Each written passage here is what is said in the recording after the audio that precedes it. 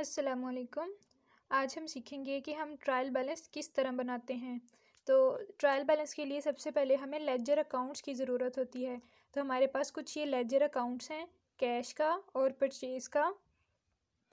इसी तरह ये भी कुछ और लेजर अकाउंट्स हैं।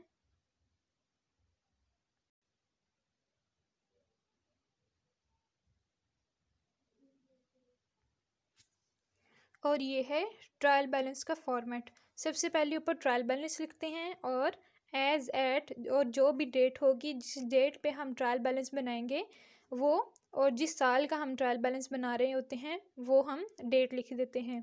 फिर उसके कुछ कॉलम्स हैं। सबसे पहले सीरियल नंबर, फिर जितने भी अकाउंट्स होंगे वो लिखते हैं, फिर अकाउंट नंबर।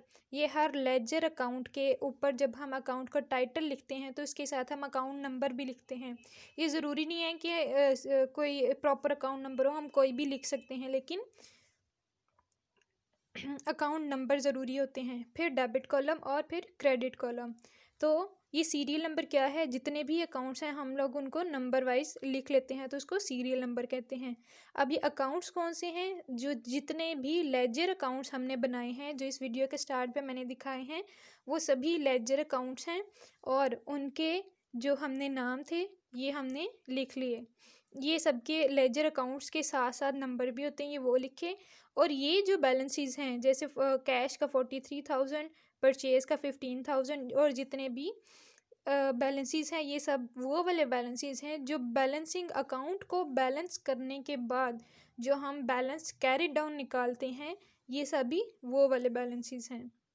अब सबसे एंड पे क्या करते हैं कि ट्रायल बैलेंस सब की करेक्शन का जो प्रोसेस है वो क्या होता है, कि हमें कैसे पता चलेगा कि हमारा जो लेजर ट्रायल बैलेंस अकाउंट है वो बिल्कुल ठीक बना है, कि जो भी डेबिट साइड है और जो क्रेडिट साइड है दोनों की जो अमाउंट्स हैं वो सेम होनी चाहिए। ठीक है। तो इससे पता चल जाएगा कि हमारा जो लेजर अकाउंट है वो बिल्कुल ठीक बना है। अगर आप वीडियो के स्टार्ट में देखें तो जो मैंने लेजर अकाउंट्स दिखाए हैं उनमें है कराची स्टोर अकाउंट का। तो इसका जो बैलेंस था यहाँ पे हमने कोई बैलेंस नहीं लिखा। तो वो इसलिए नहीं लिखा क्योंकि जो उसका अकाउंट बनाया था तो उसकी जो दोनों साइड्स थी, डेबिट और क्रेडिट साइड, दोनों इक्वल हो गई थी।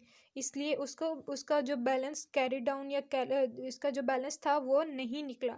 तो इसलिए ये ज़ीरो बैलेंस है। अगर हम इस अकाउंट को अपने ट्रायल बैलेंस में ना भी लिखें तो कोई फ़र्क नहीं पड़ता।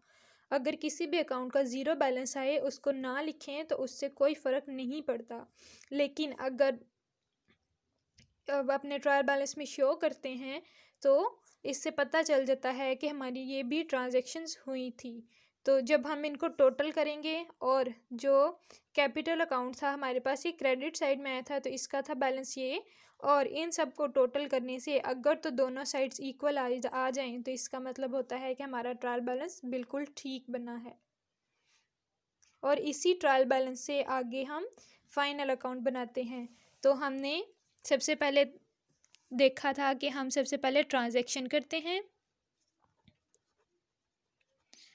फिर उसको जर्नल में पोस्ट करते हैं, फिर उससे लेजर अकाउंट्स बनाते हैं, और फिर ट्रायल बैलेंस, इसको टीबी भी लिखते हैं, और फिर उससे फाइनल अकाउंट बनता है।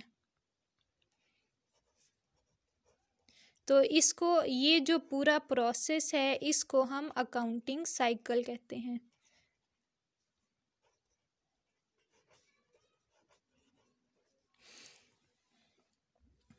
जो कि एक ये कंप्लीट प्रोसेस है, ये हमारा प्रोसेस कंप्लीट हो चुका है।